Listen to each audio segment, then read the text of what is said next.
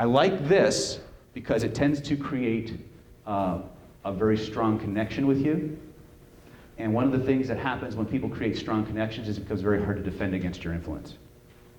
It becomes very, very difficult to analyze what's being said, A, because you don't want to, and B, because you want your system wants to actually connect at a deeper level.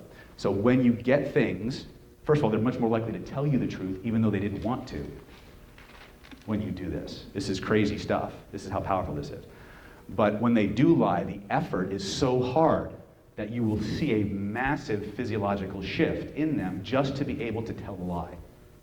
It becomes extremely obvious when you apply this framework because you've engendered states that they have to break away from to lie. They literally have to break their posture. Yeah.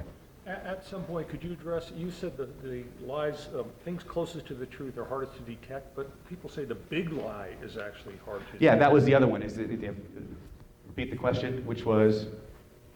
Oh, the question was, his question was, I said, I'm not used to the signage thing. Pattern interrupt, right? I said that the hardest lie to detect, the almost perfect lie, is the one most closest to the truth.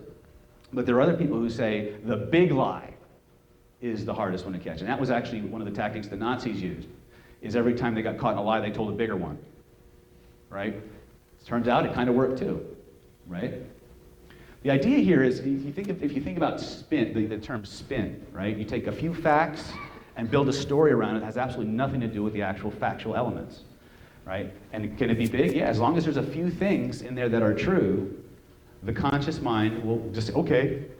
In fact, there's some diabolical Ericksonian-based techniques that are worked around this neurological principle. In fact, on Sunday when I'm doing instant conversational hypnosis, we'll probably be working with some of that diabolical stuff. Teaser, teaser, teaser. Anyway.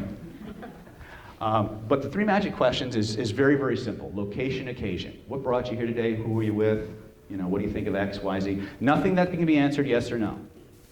Okay, we want qualitative answers, right? We want them engaged. Even a good interrogator, when he's going in there, he will only resort to manufacturing stress in that environment as a last resort. He will foment communication. He will create connection.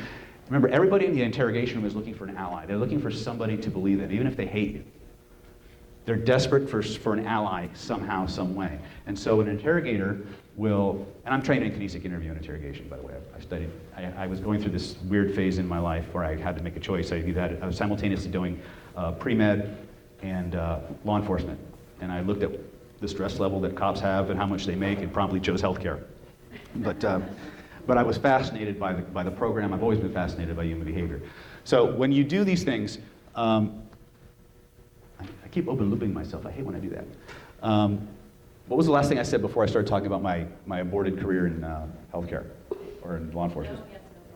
Yes, no question. Yeah, we want qualitative answers because the more information they give, the more engaged they become, the more attracted to you they get. We want to make it as difficult for people to lie as humanly possible, right? So this is something that if you don't know, even if you don't know the person, within 15, this has been tested, within 15 minutes you can have an intense, deep connection bordering on love if you follow this protocol.